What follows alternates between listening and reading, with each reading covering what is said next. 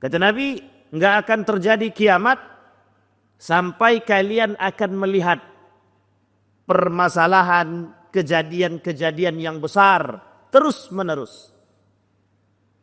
Yatanaqamu sya'nuha fi anfusikum wa tas'aluna ahla wa tas'aluna hal kana nabiyyukum dzakara lakum minha dzikra wa hatta tarawu jibal tazula an amakiniha. Tidak akan datang hari kiamat sampai kalian menyaksikan peristiwa-peristiwa besar yang sebelumnya tidak pernah kalian dengar, tak pernah diperbincangkan. Namun peristiwa tersebut semakin mengusik kalian sehingga membuat kalian bertanya, apakah Nabi pernah menjelaskan permasalahan tersebut? Bahkan kalian juga akan melihat gunung-gunung bergeser dari tempatnya. Hadis ini diriwayatkan oleh Imam Ahmad. Ini sudah pernah dibahas oleh para ulama-ulama terdahulu. Salah satunya Syekh Mutawalli Sya'rawi pernah ditanya tentang hadis ini. Begitu juga ulama-ulama salaf yang lain. Apa kata Nabi? Sampai kalian akan melihat gunung-gunung itu bergeser. Bapak Ibu sekalian yang berbahagia, hari ini kita akan buktikan secara ilmiah. Kalau ini bahasa hadis, sekarang kita buktikan bahasa ilmiah. Bagaimana cara kita membuktikan bahasa ilmiah? Ilmuwan menemukan bahwa gunung itu bergerak. Gunung tak diam. Tapi memang tak seperti kita bergeraknya cepat. Ternyata gunung itu bergerak. Dan gunung itu pasak bumi. Gunung itu pasak bumi. Hari ini gunung-gunung itu mulai dikuliti. Mulai dihabisi. Kalau di Jawa Bapak Ibu boleh tengok. Gunung-gunung itu sekarang diambil tanahnya. Kemudian ada yang dipecah dijadikan jalan tengah-tengah itu. Kemudian bukit-bukit itu jadi terpecah, kemudian diambil tanah-tanahnya yang tadinya jadi gunung sekarang nggak jadi gunung lagi. Dan itu sebenarnya sudah ditemukan. Kalau saya tak salah dari ilmuwan dari Amerika yang menemukan hal tersebut. Ternyata kata mereka, gunung itu bergerak. Wa tarawnal jibala. Kalian akan melihat gunung-gunung dan mereka ternyata sebagai pasak itu berjalan. Sehingga nanti ketika pada hari kiamat datang, kiamat besar itu datang, itu keseimbangan antara gunung-gunung tadi sudah tidak terukur. Sehingga ketika keseimbangan itu sudah tidak ada lagi, disitulah kemudian hamparan-hamparan itu muncul. Disitulah kemudian gesekan demi gesekan akan muncul. Makanya gunung itu dalam pandangan para ilmuwan itu tidak bisa diotak-atik, jangan diganggu. Kenapa? Karena itu pasak bumi. Kalau pasak bumi ini berkurang sedikit demi sedikit, maka keseimbangan bumi tidak akan teratur. Artinya adalah gesekan demi gesekan akan terjadi. Sehingga mohon maaf, kita ambil contoh ketika Gunung Krakatau meletus. Itu sangat ilmiah sekali. Sampai semua para ilmuwan, baik dari Jepang, Tokyo itu, baik dari Amerika, baik dari Australia, termasuk salah satunya ilmuwan-ilmuwan dari Indonesia, mencoba mengkaji Gunung Krakatau tersebut. Ternyata apa yang terjadi? Hasil penelitian mereka, betapa besarnya pengaruh gunung tersebut dalam menjadi pasak. Sehingga keseimbangan. Bayangkan, itu yang sudah ditemukan. Memang banyak hal-hal yang di dalam Al-Quran itu yang tidak bisa dinalar oleh manusia, hari ini mulai ditemukan secara ilmiah. Mulai nampak. Dulu orang tidak tahu laut itu terbelah dua.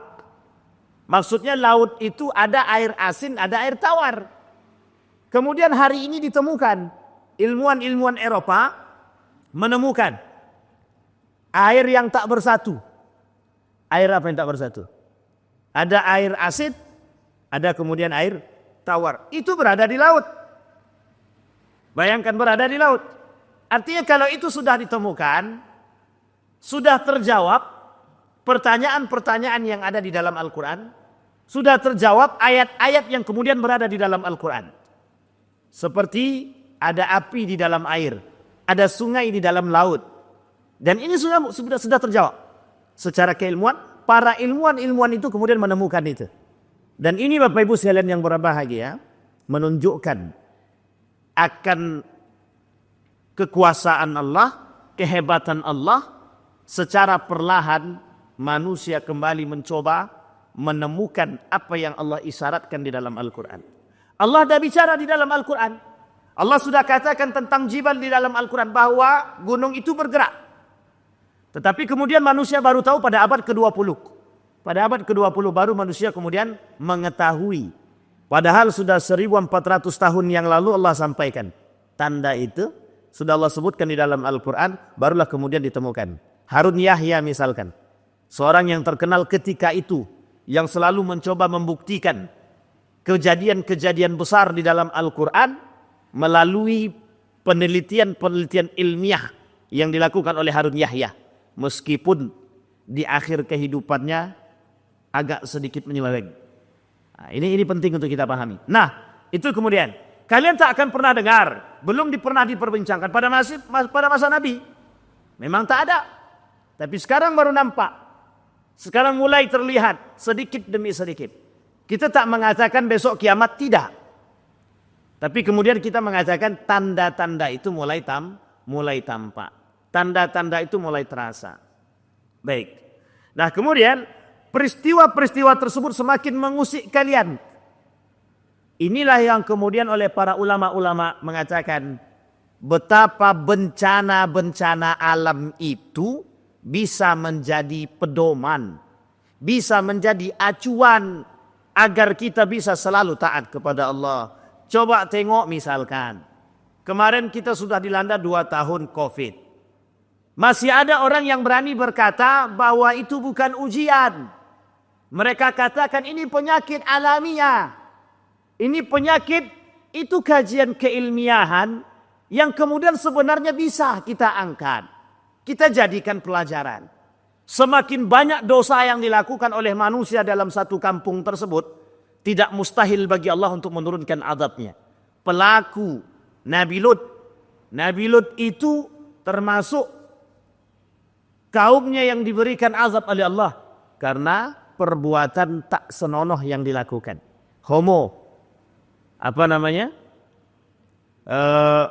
Bukan LGBT, lesbi, gay. Kemudian itu terjadi. Tapi cara Allah memberikan azab kepada mereka itu oleh sebagian manusia. Mereka mengatakan itu bukan bagian daripada azabnya Allah, tapi itu memang sudah menjadi fitnah alam, kata dia. Yang harus itu tidak bisa dikaitkan dengan ayat-ayat Allah, tidak bisa dikaitkan kenapa azab Allah itu turun. Mungkin itu karena penyakit dan lain sebagainya. Bayangkan, itu manusia. Pada masa itu, pada masa Nabi Lut masih ada yang berbicara demikian. Bahkan sampai saat ini juga begitu. Ketika COVID-19 melanda, masih banyak orang yang kemudian mengatakan, itu bukan azab Allah. Itu bukan fitnah dari Allah, bukan ujian dari Allah. Tapi itu adalah penyakit yang harus kita tangani bersama. Tak ada orang kembali kepada agama. Bahkan takut untuk masuk dalam masjid. Jangankan masuk ke dalam masjid, bersalaman aja tos. Bersalaman begini. Tos itu bersentuhan atau tidak? Sekarang pertanyaannya bedanya di mana? Bersalaman dengan tos sama-sama bersentuh. Emang COVID di telapak tangan, bukan di punggung tangan. Ini kemudian yang tak masuk akal tuh di situ. Sehingga tidak ada salaman, cuman tos-tosan aja. Kalau memang pemahaman itu adalah kulit dengan kulit, harusnya ya kalaupun tos begini pun tetap masuk. Begini pun juga tetap masuk. Kalaulah COVID itu melalui udara, harusnya kita nggak usah berbicara. Makanya pakai masker. Pakai masker itu Pak tahan 1 jam. Kalau tahan 1 jam itu baik. Tapi kami tahan betul. Yang kita keluarkan, yang kita hirup. Apa tak mati kita? Belum lagi sikat gigi. Cobalah kalau tak percaya. Tak usah sikat gigi Pak. Kemudian pakai masker. Ngomonglah di situ. Itu 2 jam stres otak dibuatnya itu. Sampai di sini paham Bapak Ibu. Artinya apa? Pahamkan itu dengan kondisi agama terlebih dahulu. Baru pahami kejadian-kejadian itu dengan kondisi ilmiah. Sandarkan dulu kepada Allah. Pertanyaannya adalah, betulkah di negara kita ini penuh dengan kemaksiatan? Bukan penuh lagi, Pak. Bukankah negara kita ini penuh dengan ancaman? Penuh dengan tipu daya? Penuh dengan kedustaan? Kalau memang itu maksiat, pezinahan, LGBT dan lain sebagainya, kalau memang itu bagian daripada kemaksiatan, maka tak salah ketika Allah menurunkan satu cobaan. Tak salah. Agar manusia kemudian sadar. Yuk manusia sadar, kata Allah. Tapi alhamdulillah bukan semakin sadar, tapi semakin jauh. Dampak daripada COVID itu sampai sekarang terasa. Bahkan masih banyak orang yang tak mau softnya rapat sekalipun sudah tidak ada COVID. Takut menular. Sekarang menular apalagi COVID, data ada pun masih takut menular. Sehingga masih ada orang yang pakai masker. Masih ada orang yang tak mau salaman. Tapi tak ada masalah. Kalau yang tak salaman laki-laki dan perempuan itu baik. Baik, tak ada masalah. Makanya kita memandang dari segi yang berbeda. Ketika orang mencaci maki cadar, pada saat itu semua orang bercadar. Baik laki-laki maupun perempuan bercadar. Semua orang. Laku jualan cadar itu. Bahkan masker yang harganya ribuan rupiah itu bisa naik drastis. Bukan lagi 3 kali lipat, 10 kali lipat harganya naik. Bahkan percetakan masker pun kewalahan. Nah, coba bayangkan. Tetapi manusia tetap tidak mau berpikir. Ini ujian dari Allah. Ini cobaan dari Allah. Dan itu tiap tahun. Bukan tiap tahun. Mungkin beberapa abad, setiap satu abad mesti ada ujian-ujian penyakit yang kemudian oleh para ulama hampir dikatakan oleh mereka setiap 100 tahun seperti ada kejadian-kejadian penyakit yang memang datang melanda. Bapak Ibu sekalian yang berbahagia, itu perlu kita pahami. Zikra, pengingat bagi kita. Lil'aqilin, bagi mereka yang berakal. Zikra liulil albab, bagi mereka yang punya keimanan, kecerdasan. Baik. Hadis selanjutnya. Kemudian kata Nabi, la tadhhabud dunya hatta yamurra ar-rajul 'ala al-qabri fayatamarrag alayhi wa yaqul ya laitani kuntu makana sahibi hadzal qabri. Rawahu Muslim. Dunia tidak akan sirna sehingga ada seorang yang melintasi kuburan, lantas ia berguling-guling dan ia pun berkata dengan penuh harap, seandainya aku menjadi penghuni kuburan itu bagaimana? Ini maksudnya an-niyahah, meratapi kematian. Laisa minna man yadribul khudud, kata Nabi. Bukan dari golongan kami orang-orang yang meratapi kematian seperti orang-orang yang kehilangan akal. Bukan dari golongan kami orang-orang yang meratapi kematian tersebut seperti orang-orang yang histeris. Yang selalu meratapi kematian itu berlebihan. Karena sesungguhnya meratapi kematian tak boleh berlebihan. Meratapi kematian itu hanya sewajarnya saja. Nangis boleh, tapi jangan berguling-guling di atas kuburan. Tapi ada pemahaman lain dari hadis tersebut. Ada orang yang takut mati. Ada orang yang takut mati. Jadi ketika dia melintas, dan ini kami dapatin Bapak. Jadi ketika ada orang yang melintasi di kuburan, ketika dia melihat kuburan tersebut, dia trauma dia. Ternyata dia pernah membayangkan diri dia masuk ke dalam kuburan, ini dalam mimpi. Ketika dia masuk ke dalam kuburan, ternyata masih hidup. Sesak napas dia langsung. Dah kayak orang mau mati tadi. Berkeringat dia. Bangun dari tidur itu kemudian beristighfar dia. Saya tanya, kenapa masalah? Aku tadi mimpi, dikubur hidup-hidup, kata dia. Artinya, itu bisa jadi menjadi pengingat bagi diri dia. Nah, ada orang yang takut dengan kematian. Sehingga mereka berguling-guling di atas kuburan dan berkata, ya Allah, kalau seandainya itu adalah diriku.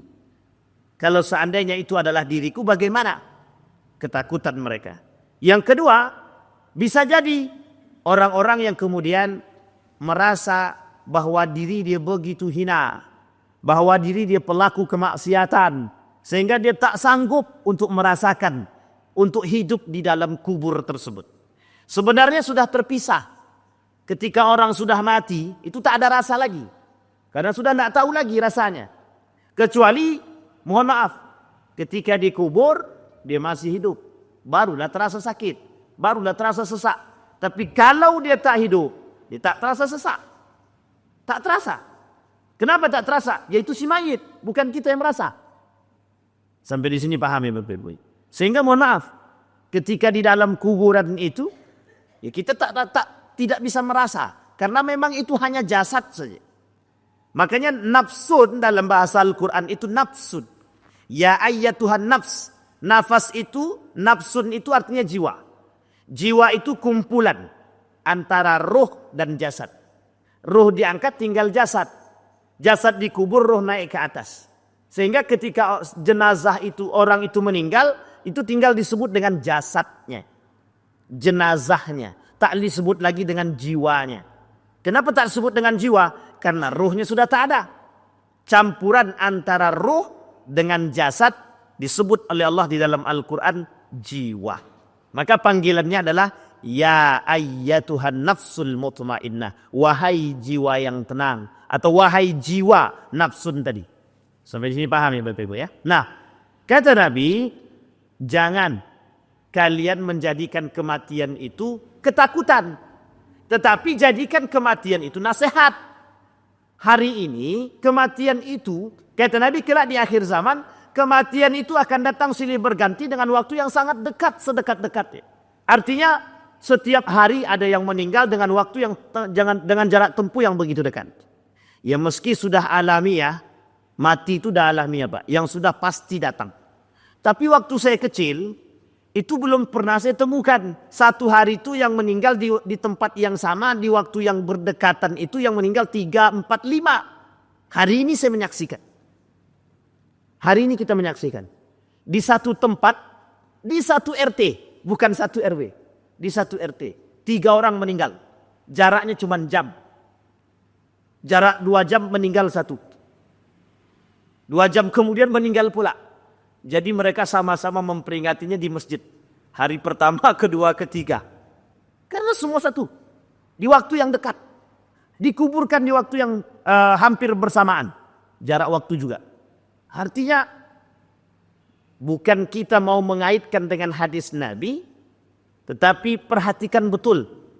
Kedatangan kematian itu begitu cepat. Begitu cepat.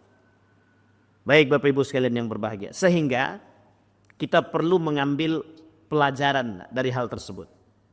Kemudian hadis selanjutnya. La taqumus sa'ah hatta yatasafudan nas tafasudal bahaim fit turuq. Rawahu Tabrani. Tidaklah akan terjadi hari kiamat sehingga manusia melakukan perzinahan. Perzinahan di mana mereka melakukan perzinahan? Di jalan-jalan seperti binatang. Nah, kalau ini maksudnya adalah Bapak Ibu akan melihat orang-orang mudah berzina. Zina di sini bukan hanya sekedar persetubuhan. Bukan sekedar zina langsung berhubungan badan, bukan. Tetapi zina yang seperti Bapak Ibu boleh lihat hari ini. Kita ambil satu tempat Bapak Ibu, Los Angeles. Kita ambil satu tempat New York. Kita ambil satu tempat Australia. Kita ambil tempat yang lain, Jepang. Hari ini Bapak Ibu, hari ini Jepang krisis generasi. Kenapa krisis generasi? Ketika mereka merasakan krisis generasi, tidak ada perempuan-perempuan Jepang itu yang pengen punya anak. Singkat cerita, mohon maaf, mereka legalkan pornografi. Itu legal. Legal. Sehingga Jepang itu termasuk salah satu kota, negara yang punya produksi film porno. Boleh dicek Bapak Ibu. Di websitenya boleh tanya kalau punya teman yang ada di Jepang, tanyakan. Sampai-sampai yang bisa punya anak dikasih apresiasi, reward oleh pemerintah. Nah, bayangkan. Sehingga mohon maaf, mereka melegalkan pezinahan. Mereka melegalkan perzinahan. Di Amerika, New York, Orang sudah biasa ciuman di depan umum. Itu yang hendak dipraktekkan di negara kita. Itu yang hendak dipraktekkan orang di negara kita. Jadi tradisi sana mau dibawa ke sini. Makanya hari ini Eropa krisis akhlak, krisis mental, krisis akidah, krisis agama, sudah krisis moral ataupun akhlak, kemudian tambah krisis agama, kemudian krisis etika, krisis pendidikan. Bayangkan, berat Pak, Amerika itu, Eropa itu berat sekarang. Bayangkan orang, mohon maaf, ciuman tengah jalan, tidak ada rasa malu. Tak punya rasa malu. Perempuan-perempuan berpakaian, mohon maaf, jangan ada disinggung ibu-ibu. Kadang tak pakai kutang. Hanya baju saja. Hanya baju, celana pendek. Dan itu mereka berjalan di depan umum. Rasa malu betul-betul tak ada. Karena itu menjadi sebuah tradisi dan kebiasaan yang biasa. Sehingga mereka menganggap itu biasa saja. Laki-laki, perempuan. Bahkan mohon maaf, saking tak punya akhlaknya mereka. Orang tua dengan anak pun bisa terjadi berhubungan. Orang tua dengan anak. Anak dengan ibu kandungnya itu bisa terjadi berhubungan badan. Saking bebasnya perzinahan itu. Nah hari ini mau dicoba. Mau mereka adopsi. Para public figure yang kemudian datang ke sana melihat. Mau mereka adopsi. Mau mereka bawa tradisi-tradisi itu. Makanya hari ini mohon maaf. Kita banyak lihat anak-anak muda. Biasa goncengan. Biasa berpacaran. Biasa gandengan tangan. Biasa berpelukan. Padahal mereka belum nikah. Kemudian mereka posting. Berduaan. Bezinah pun diposting. Orang bezinah pun sekarang diposting. Kalau pelukan itu zina tak bosan. Zina. Jangan pahami zina itu berhubungan badan. Bukan itu. Mata zinah. Zinah mata nama dia. Tangan bezinah nama dia zinah tangan. Mulut bezinah nama dia zinah mulut. Kaki bezinah namanya zinah kaki. Yang kelak menjadi pertanggungjawaban kita, Pak. Inna sam'a wal absara wal fuad. Kullu ulaika kana anhu mas'ula. Semua dipertanggungjawabkan. Kita hari ini kan tak biasa. Dulu orang Melayu tak biasa Pak nengok kayak gitu. Haram bagi mereka. Sakit mata mereka. Cerewet mulut mak-mak itu dulu. Cerewet. Bahkan mohon maaf di Aceh itu. Ini bahasa sederhana waktu itu. Yang saya dapat. Kalau ada laki-laki. Nabrak perempuan. Cacat perempuan tuh. Langsung harus dinikahkan. Bahkan perempuan laki-laki tidak boleh bonceng-boncengan. Tidak boleh. Kalau ketahuan. Pemerintah tangkap itu. Nikahkan langsung. Itu bagusnya waktu itu. Makanya Aceh masih terkenal dengan serambi Mekah. Masih kuat menjalankan nilai-nilai syariat itu. Meskipun ada pengkhianatan oleh ketika itu yang dilakukan oleh salah satu pihak itu, oknum, untuk kemudian menghapuskan bahwa Aceh itu bukan menggunakan hukum syariat. Tapi bayangkan Bapak Ibu, kuat deh. Tapi hari ini tidak. Hampir di setiap tempat kita melihat. Oh jangankan di Yogyakarta. Di Jakarta lebih parah lagi Pak kalau Jakarta itu. Negara kota metropolitan. Pergaulannya bukan bebas lagi, sudah bebas bang. Bebas sangat. Kalau bapak ibu tidak hati-hati menyekolahkan anak. Tak kuat imannya, tak bagus lingkungannya, hancur kita. Makanya saya katakan. Pezinahan yang dimaksud oleh Nabi bukan hanya sekedar berhubungan badan di tengah jalan. Bapak Ibu lihat ayam, kucing. Itu kan kalau berhubungan badan tak tengok tempat itu. Tak tengok tempat itu. Di mana hendak dia buat. Tak perlu pakai nikah kan. Tak ada wali nikahnya di situ. Dan tidak ada yang menikahkan. Kalau sempat kucing nikah pakai wali. Itu bentar lagi bukan kiamat lagi itu. Lebih daripada kiamat mungkin bisa terjadi. Sampai di sini paham ya Bapak Ibu. Artinya. Yang ingin Nabi sampaikan perzinahan itu menjadi hal yang biasa kata Nabi. Kelak di akhir zaman itu tidak akan datang hari kiamat sampai orang-orang menampakkan perbuatan-perbuatan zina tersebut seperti hal biasa di kalangan manusia yang beriman. Tidak ada yang menasehati, Mereka tidak malu lagi berciuman, bergandeng tangan sekalipun mereka bukan pasangan suami istri. Mereka dulu orang kalau pacaran cari tempat yang paling tersembunyi. Kalau sekarang tak perlu lagi. Di masjid pun mereka masih bisa duduk berduaan. Laki-laki perempuan yang bukan muhrim di masjid. Bisa begitu. Kalaulah di masjid mereka tak menghormati, apalagi di luar masjid. Sampai di sini paham ya Bapak Ibu ya? Baik. Sehingga kita sudah melihat di Eropa itu hari ini sedang krisis itu Bapak Ibu. Mereka kebingungan. Kok bisa generasi-generasi kami seperti ini? Kok bisa generasi-generasi itu tidak mengerti moral, etik, tidak mengerti agama. Di Eropa Ibu, Bapak Ibu, kita tidak boleh berbicara tentang agama sembarangan. Dulu kami punya teman orientalis dari Belanda. Itu ketika kita tanya tentang agama mereka sensitif, ngamuk dia. Jangan kau tanya-tanya urusan agama, itu urusan aku. Agama itu urusan aku, bukan urusanmu, kata dia. Marah dia. Artinya saking krisisnya Pak tentang agama di tempat mereka. Tapi dia bisa bahasa Arab. Dia bisa bahasa Inggris. Dia mengerti tentang beberapa hal tentang agama Islam terkhusus. Dia bisa bahasa Arab. Dan bahasa Arabnya termasuk fasih lah. Ketika itu dia melakukan penelitian di Indonesia, kebetulan saya yang mendampingi beliau. Ketika mereka melakukan penelitian, saya tanya, apa agama Anda? Ngamuk dia. Tidak mau dia ditanya agamanya. Sama Pak, kalau Bapak Ibu nanti datang ke Turki, cobalah tanya orang Turki itu Pak. Hampir merata Pak. Orang Turki ketika ditanya tentang agama, mereka tersinggung. Padahal Turki itu agamanya Islam. Dampak daripada sekularisasi, dampak daripada pemisahan agama dengan urusan dunia, sosial dan lain sebagainya di Turki pada masa Kemal Atatürk sampai saat ini mereka rasakan. Sampai saat ini. Ketika kami datang ke Turki, itu kita masuk ke hotel Pak. Kita bertanya tentang musola, tidak ada. Kita bertanya tentang masjid, mereka tidak tahu. Kita tanya sama mereka, mereka sholat atau tidak? Mereka cuma bilang, apa itu sholat? Nah, coba bayangkan. Ketika kita bertanya tentang waktu sholat saja. Tidak usah musolanya lagi, waktu sholat. Kapan waktu sholat? Mereka tidak tahu. Dan itu sangat berat Pak. Artinya apa? Sudah mulai nampak.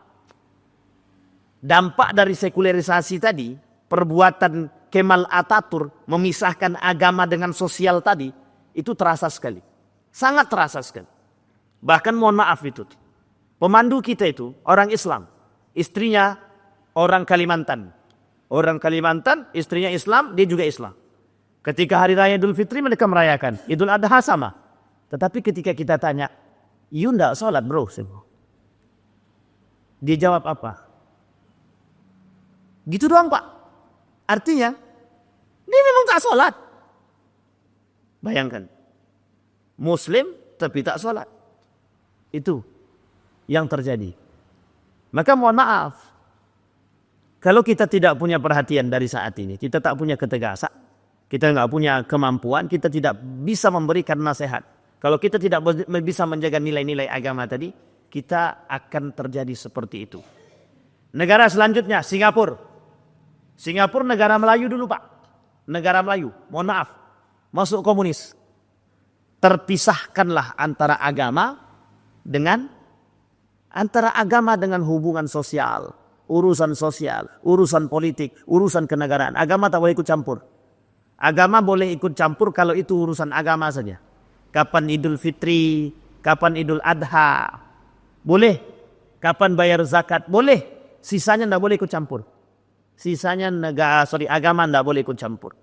Begitu yang terjadi dulu. Yunani itu krisis agama dulu.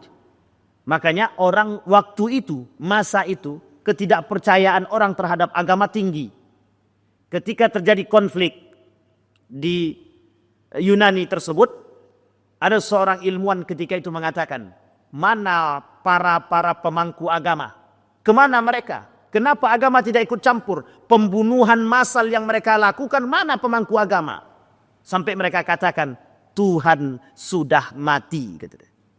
Itu artinya apa? Dampak daripada pemisahan agama terhadap urusan sosial. terhadap urusan baik politik dan lain sebagainya. Bayangkan krisis mereka tak dampak lagi sampai mereka berani mengatakan di mana Tuhan. Bahkan mereka berani mengatakan Tuhan sudah mati. Ketika itu tidak Islam. Betul. Tetapi apapun agama yang mereka anut ketika itu Kristiani. Bahkan mereka berani mengatakan demikian. Karena tidak adanya pemisahan urusan agama dengan urusan sosial. Apakah kita mau dibuat seperti itu?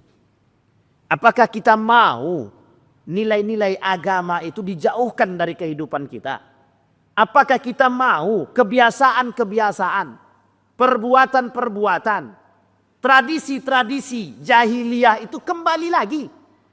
Tradisi-tradisi yang tidak benar, tradisi-tradisi tanpa agama balik lagi kepada kita. Kemudian kita adopsi dalam kehidupan sehari-hari. Sampai di sini pahami Bapak Ibu. Non-Muslim ketika mempelajari Islam, mereka merasa tenang. Kita umat Muslim justru tidak tenang dengan keislaman kita. Maka ini penting untuk kemudian kita pahami bersama. Baik. Jadi hati-hati. Permasalahan perzinahan itu sedikit demi sedikit dia bakal menjadi satu hal yang biasa. Awalnya tidak terbiasa karena dibiasakan. Mereka paksakan untuk dengan cara membiasakan, akhirnya terbiasa. Dulu orang tak mau melihat tutup mata. Kalau ada laki-laki dan perempuan bergandeng tangan, itu sudah tutup mata. Kalau sekarang ciuman aja mereka buka mata. Bukan lagi gandeng tangan. Baik. La tafna hadhil ummatu hatta yaquma ar-rajul ila al-mar'ati fayaftarishaha fit tariq fayakunu khiyaruhum yawma idin may yakun law warayna wara'a hadzal ha'id. Rawahu Abu Ya'la. Tidaklah umat ini sirna sehingga disaksikan seorang laki-laki datang menjumpai seorang wanita, lantas mereka melakukan perzinahan di tengah jalan. Orang yang terbaik pada kondisi zaman yang sudah sedemikian parah kerusakannya adalah ia yang berkata, seandainya saja kita dapat menyembunyikan diri atau menyingkir sedikit di balik tembok, niscaya kita tidak menyaksikan adegan panas tersebut. Kata Abu Ya'la. Kata Gus Baha begitu juga, sama. Saya mengutip dari pernyataan Gus Baha. Kata Gus Baha, di masa akhir zaman itu menjadi manusia pendiam itu lebih baik. Di akhir zaman itu kata mereka, kata beliau, menjadi manusia pendiam, tidak banyak komentar. Bahkan ulama lain mengatakan apa yang harus kita lakukan di akhir zaman, beruzlah atau berjihad, kata dia. Beruzlah atau berjihad. Kalau uzlah berarti dia menyendiri, cari tempat paling terpencil dari hiruk pikuk dunia, atau kemudian yang kedua, kata para ulama, dia berjihad. Jihad itu apa? Dia lawan tuh. Kalau kuat imannya aman, kalau tak kuat terikut. Orang kalau tidak kuat iman dengan korupsi itu Pak, ya dia mengikuti. Tapi kalau dia kuat iman, dia tinggalkan. Orang kalau tak kuat iman dengan pezinahan, perempuan datang silih berganti menggoda. Perempuan itu tak lagi. Apalagi sekarang. Berdandan minta ampun. Ya Allah ya Rabbi. Pakai celana bukan main sempit. Dulu legging itu di dalam. Sekarang legging itu di luar. Bayangkan tuh Agnes Monica. Apa yang dia buat? Tradisi sana dia buat ke sini. Pakai kutang di luar. Ah, itu bayangkan. Dan ini tradisi Pak. Iya Pak. Ibu-ibu tidak begitu keadaan kita hari ini Bapak. Dan itu tidak sedikit pengikutnya. Karena mereka artis. Karena mereka dianggap public figure. Maka kemudian dijadikan tradisi. Kemudian diikuti. Pakai celana robek-robek orang dulu malu. Kalau sekarang tidak. Kalau bisa memang dikoyaknya betul. Kalau bisa sampai ke atas dikoyaknya itu. Makanya besok itu tak pakai celana lagi. Dulu orang malu Pak, mohon maaf. Bapak Ibu kalau datang ke kolam renang. Dulu orang pakai ke kolam renang itu. Bahkan untuk masuk ke kolam renang itu malu kalau ada laki-laki. Kalau sekarang tidak. Pakai kutang, pakai kolor aja, biasa aja. Mohon maaf Bapak Ibu, di Bali itu. Di Bali. Itu ada salah satu tempat. Tapi Bapak Ibu gak usah cari-cari kesempatan ke sana. Tak usah. Dan tak usah semangat kumpulkan duit mau ke sana, tak usah. Di Bali itu ada satu pulau. tempat mandi khusus. Dan di situ tertulis bahasa Indonesianya, masuk harus tanpa busana sehelai benang pun. Bayangkan tuh. Siapa yang tidak mau rombong-rombongan masuk ke situ, Pak? Kalau masih punya malu harusnya dia tak masuk tuh. Tapi karena sudah tak punya rasa malu, jadi biasa saja. Bapak Ibu tahu kan di Bali, di Pantai Kuta itu, tengoklah. Di Pantai Kuta itu udah begitu modelnya, Pak. Kadang orang tak pakai celana, orang tak pakai baju, semua di situ ada. Makanya kalau nak cuci mata tinggal ke sana aja. Kalau bapak-bapak, tapi kalau bapak-bapak tak beristighfar dulu. Tapi jangan pula sebelum masuk istighfar, paslah masuk, cerita. Hilang Pak dosa kita. Hilang amal ibadah kita, bukan dosa yang hilang. Sampai di sini paham ya? Bahkan berani itu dibuat. Berani mereka mengatakan membuat itu, tempat itu, mohon maaf. Itu kawan saya yang katakan. Kata kawan saya, kau tak boleh masuk ke sini waktu gitu deh. Kenapa tak boleh? Tentu. Baca. Kita baca Pak. Ternyata yang boleh masuk itu hanya orang yang tanpa busana sehelai benang pun. Bayangkan tuh, sehelai benang. Jadi artinya apa?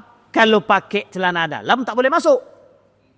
Kalau masih pakai kaos dalam tak boleh masuk. Artinya apa?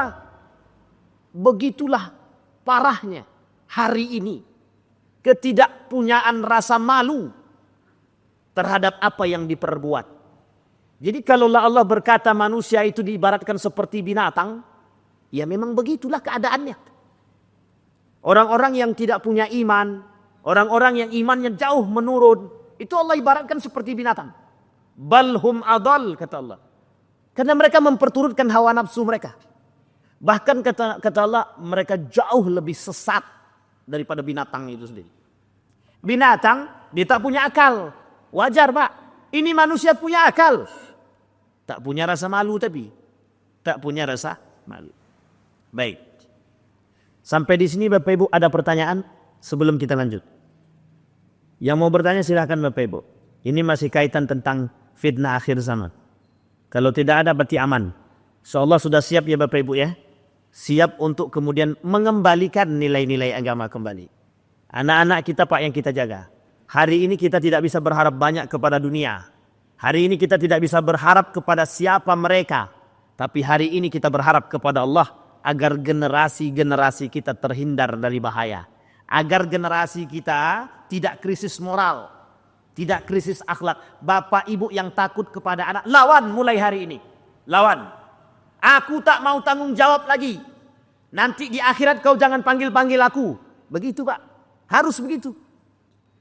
Kalau udah besar nak mukul kan tak mau lagi Pak. Nak dipukul dia sudah besar. Tak dipukul awak nesak dada. Dok, sampaikan sama dia. Mulai hari ini apapun yang terjadi dengan dirimu, aku tak mau lagi ikut campur. Kalau kau tak mau mendengarkan perkataanku, sampaikan Pak, tidak ada masalah. Kita sudah ingatkan mereka, pertanggungjawaban mereka kemudian kepada Allah. Kalau kita sudah memberikan peringatan kepada anak, kita sudah katakan, nak keluar jangan pakai celana sempit. Nak keluar pakai kerudung. Nak keluar jangan pakai kaos saja. Paling tidak pakai jaket, tutup. Jangan pakai kaos sempit. Jangan pakai baju putih misal. Kita sudah ingatkan. Kata anaknya, emak katrok. Emak tu jadul. Kata dia. Emak tu orang zaman dulu. Tak tahu mana modis. Kata dia. Tak tahu bagaimana model. Nah, itu anak zaman sekarang tuh Pak. Jadi karena modis tu emaknya pun dicakapnya begitu. Emak tu tak tahu model. Emak tu tidak gaul. Emak tu orang zaman dulu kata dia. Disuruhlah. Emak suruh aku pakai kebaya. Emak suruh aku pakai. Tak maulah mereka. Tapi bukan berarti tidak ada pakaian lebih sopan. Hari ini sekalipun tidak pakai kebaya. Masih banyak pakaian-pakaian yang masih sopan. Baik, terakhir.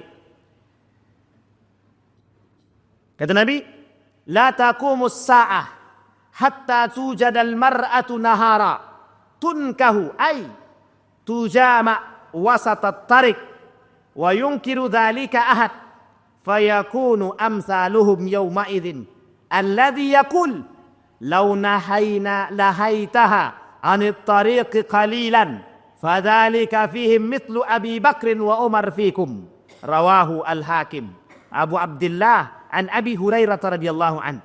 Tidaklah hari kiamat itu akan terjadi sehingga dijumpai seorang wanita yang melakukan perzinahan dan hubungan seksual di siang bolong di tengah jalan. Sementara itu tidak seorang pun yang mengingkarinya. Ini dia pengingat bagi kita. Tidak seorang pun yang mengingkarinya. Keberadaan orang yang hidup pada masa itu dan mau berkata, hendaklah menyingkir sedikit saja dari tengah jalan. Maka ia yang berkata demikian, dialah orang yang berpredikat sama seperti Abu Bakar dan Umar. Betul Bapak Ibu. Kata Syekh Ramadan Al-Buti itu, beliau mengatakan dalam tulisan beliau itu, orang yang hidup di akhir zaman itu seperti sedang memegang bara api. Jadi ketika dia memegang bara api itu, jadi kalau dia memegang bara api itu dengan tangan dia sendiri, maka itu akan terbakar. Tapi kalau dia memegang bara api itu dengan sampul tangan, setidaknya api itu tidak langsung ke tangannya. Dan ini yang kemudian oleh para ulama, hidup di akhir zaman itu seperti memegang bara api. Berat Pak, berat. Makanya para ulama kemudian ada yang mengatakan, Nabi bahkan mengatakan meskipun hadis ini dhaif, kata Nabi, orang berpredikat seperti Abu Bakar dan Umar. Maksudnya dia bukan Abu Bakar, maksudnya dia bukan Umar. Setidaknya hampir menyerupai orang yang bisa hidup dengan keimanannya di akhir zaman kelak. Hari ini mungkin tidak terlalu Pak, masih banyak orang datang ke masjid. Masih ramai orang yang kemudian sholat, masih ramai orang yang mengaji, masih ada orang-orang yang memberikan peringatan. Artinya, yang zaman seperti ini sudah berat, apalagi nanti kelak akhir zaman yang sesungguhnya. Berat sangat. Sangat berat Pak, sangat berat. Bahkan kadang-kadang kita tak sanggup. Belum lagi nanti fitnah dajjalnya. Belum lagi fitnah-fitnah yang lain. Sehingga kita tak mampu Pak bertahan. Makanya banyak orang berdoa ketika itu. Para ulama kemudian berdoa ketika itu. Ya Allah, matikan kami sebelum bertemu dengan hari kiamat. Matikan kami sebelum bertemu dengan fitnah-fitnah tersebut. Sampai ada sahabat yang bertanya kepada Nabi, mungkinkah aku mati sebelum itu datang? Mereka berkata, akankah kami hidup pada masa itu? Kemudian Nabi berkata, kalian tidak ada pada masa itu, tapi generasi selanjutnya yang akan merasakan. Bayangkan Bapak Ibu, para sahabat tak merasakan. Tabi'in tak tahu. Tabi'in tidak merasakan. Tapi generasi setelahnya yang merasakan. Hari ini, kita tidak tahu Bapak Ibu. Hari ini tidak sama dengan 20 tahun yang akan datang. Yang kita takutkan adalah 20 tahun yang akan datang hari ini. Masih banyak orang-orang yang memberikan peringatan melalui kajian-kajian dan lain sebagainya. 20 tahun yang akan datang, wallahu a'lam bishawab. Apakah suara kajian itu masih diperbolehkan atau tidak? Hari ini saja kajian-kajian tidak boleh suara luar, harus suara dalam. Azan tidak boleh kenceng-kenceng, pakai suara pelan-pelan. Siapa yang bangun? Ngaji tidak boleh pakai pengeras suara.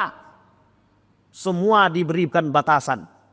Sehingga mohon maaf, terasa sangat kebebasan beragama mulai tertutup sedikit demi sedikit. Bapak Ibu bisa merasakan. Bahkan kejadian itu menjadi hal yang ricuh. Sempat dijadikan dan dibesar-besarkan.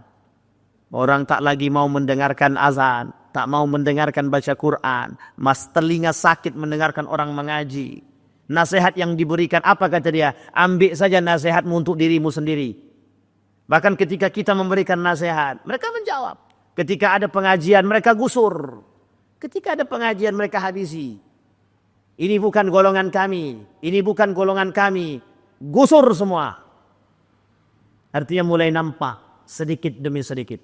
Perbuatan-perbuatan jahiliyah kembali mulai muncul. Meskipun jahiliyah di era modern, maka disebutlah sebagai jahiliyah modern. Apa maksudnya jahiliyah modern? Di zaman modern masih ada sifat-sifat dan karakter-karakter jahiliyah. Sampai di sini pahami Bapak Ibu ya. Mudah-mudahan bisa menjadi penerang bagi kita Bapak Ibu. Mudah-mudahan bisa menjadi kita ambil pelajaran Bapak Ibu. Kehidupan ini kalau kita turuti dengan hawa nafsu, tidak tahu kapan berakhir Pak. Dulu nyawa kita hilang lagi daripada masa bumi ini. Dulu nyawa kita pergi daripada keadaan. Mereka ketika kita pergi, mereka tak mau tahu. Siapa Pak Azwardi? Mereka tak mau tahu. Hari ini 10 tahun ke depan orang mungkin masih kenal Pak Azwardi. Tapi 20 tahun yang akan datang belum tahu, orang masih kenal. Oh, si Anu tuh. Dah, begitu saja. Tapi kalau kebaikan yang kita tinggalkan, generasi yang pintar, yang cerdas, yang beriman, yang berakhlak kita tinggalkan, maka sampai kapanpun, jangankan 20 tahun, 100 tahun yang akan datang, mereka tetap akan mendoakan kita. Mereka tetap akan terus menyebut nama kita dalam doa mereka. Terus mengalir yang kita terima. Itu yang kita inginkan. Maka Bapak Ibu sekalian yang berbahagia, sebelum kita tutup, sebaiknya mulai saat ini kita kembali kepada fitrah kita sebagai seorang muslim. Kembali. Faqim wajhaka lid-dini hanifa fitratallah fataran nas alaih. Islam itu fitrah. Agama Islam itu fitrah. Ini yang tidak boleh kita garis, yang tidak boleh kita usik-usik Bapak Ibu. Islam itu agama fitrah. Agama yang fitrah ini agama yang hanif, agama yang lembut, agama yang baik, agama yang rahmatan linnas. Bukan lil mu'minin, bukan lil muslimin, tapi agama rahmatan linnas. Agama ini rahmat bagi umat manusia. Bukan orang muslim saja, bukan orang beriman saja. Semua orang berhak merasakan damainya berislam. Semua orang berhak merasakan nikmatnya dengan nilai-nilai Islam. Maka kita diperjuangkan, Bapak. Kita dipaksakan untuk meninggikan nilai-nilai keislaman tersebut. Jangan aneh dengan nilai Islam itu sendiri. Jangan aneh dengan akhlak yang baik. Jangan aneh dengan orang yang mohon maaf tidak pacaran. Jangan aneh dengan orang yang menjaga. Si Anu tuh tak mau salaman sama saya. Padahal dia sedang menjaga, Pak. Mohon maaf. Bapak-bapak tidak usah paksakan perempuan untuk bersalaman dengan bapak-bapak. Tak usah. Karena mereka sedang menjaga. Mereka sedang menjaga jarak. Mereka sedang menjaga nilai agama. Kita dukung. Bukan semakin kita caci. Si Anu itu sudah tak mau lagi akrab dengan aku. Tak mau lagi boncengan dengan aku. Siapa bapak? Mereka sudah punya suami. Bapak sudah punya istri. Tak perlu bonceng-bonceng lagi. Itu nilai agama. Iya. Jangan biasakan nilai-nilai itu. Kita hindari nilai-nilai yang merusak. Kemudian kita angkat nilai-nilai yang membangkitkan dan membangun. Itu yang kita inginkan saat ini Bapak Ibu sekalian yang berbahagia. Agar kita kelak mudah mempertanggungjawabkan amal ibadah kita. Kata Nabi dalam riwayatnya, sebelum kita tutup yang terakhir. Kata Nabi dalam riwayatnya, tu'mal, nanti tu'radul a'mal. Hari Kamis dan hari Senin. Ini saya sudah dapatkan dalilnya. Hari Kamis dan di hari Senin. Itu semua amal ibadah umat manusia akan ditampakkan di hadapan Allah. Mana yang baik dan mana yang buruk. Disinilah Bapak Ibu sekalian yang berbahagia. Kenapa kita perlu puasa? Yang pengen puasa silahkan karena tetap masih sunnah. Senin dan Kamis.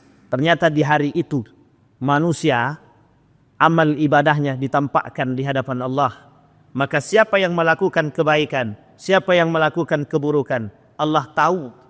Allah nampak, dilaporkan Pak. Dilaporkan kepada Allah. Tu'radul a'mal fi yaumil khamis wal itsnin. Disitulah kemudian kita harus bisa memperbanyak amal. Makanya kenapa Nabi kemudian melakukan puasa Senin Kamis. Puasa sunnah Senin Kamis. Agar ketika amal ibadah yang dipertanggungjawabkan itu sampai ke hadapan Allah dalam keadaan berpuasa. Dalam keadaan berbuka. Dalam keadaan mengharap ridhonya Allah Subhanahu wa ta'ala. Bapak Ibu sekalian yang berbahagia, setidaknya kita mencoba hidup di tengah hiruk pikuk ini dengan keimanan yang baik. Sempurna tidak, tetapi paling tidak mencoba sedikit demi sedikit berjalan di atas paku-paku itu dengan jalan yang baik, jalan yang lembut.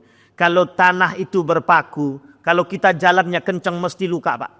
Tapi kalau kita berjalan pelan-pelan, insya Allah masih bisa kita menahan rasa sakit. Tapi setidaknya tidak tembus di kaki kita. Tapi kalaulah kita itu paku banyak, tapi kemudian kita berjalan seperti hentakan-hentakan yang keras, kaki kita tak sanggup Pak menahannya, mesti tembus.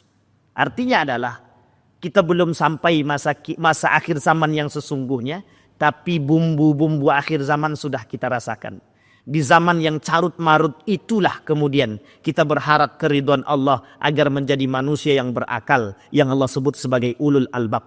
berakal dengan iman, berakal dengan akhlak. Artinya kokoh kita menjadi manusia yang baik. Hendaknya di akhir menjadi manusia yang istiqamah. Amin ya rabbal alamin. Baik, kita tutup. Mudah-mudahan ada manfaatnya bagi kita semua. Mudah-mudahan bisa menjadi pedoman bagi kita. Mudah-mudahan bisa menjadi miskat penerang bagi kita kelak di akhir zaman. Kelak di hari kiamat bisa kita pertanggungjawabkan untuk mendapatkan keridhaan Allah Subhanahu wa taala. A'udzubillahi minasyaitonir rajim. Bismillahirrahmanirrahim. Alhamdulillahirabbil alamin. Qul sadaqallah fattabi'u millata Ibrahim hanifah. Sadaqallahu wa man asdaqu minallahi qila. Sadaqallahu wa man asdaqu minallahi haditha. Ya hayyun ya qayyum. Ya fattah ya alim ya aziz ya ghaffar ya rabbal alamin. Allahumma a'idna ala dzikrika wa syukrika wa husna ibadatik. اللهم انصر من نصر الدين واخذل من خذل المسلمين. اللهم انصر إخواننا المجاهدين في فلسطين وفي غزة وفي كل مكان. اللهم دمر اليهود. اللهم أهلك الكفرة والمبتدعة والمشركين أعداءك أعداء الدين. اللهم أصلح أخلاق شباب المسلمين والمسلمات. اللهم إنا نسألك إيمانا كاملا ويقينا صادقا وعملا صالحا مقبولا وتجارة لن تبور. ربنا ظلمنا أنفسنا وإن لم تغفر لنا وترحمنا لنكونن من الخاسرين. اللهم فقهنا في الدين وعلمنا التأويل. ربنا آتنا في الدنيا حسنة وفي الآخرة حسنة وقنا عذاب النار. والحمد لله رب العالمين. السلام عليكم ورحمة الله وبركاته.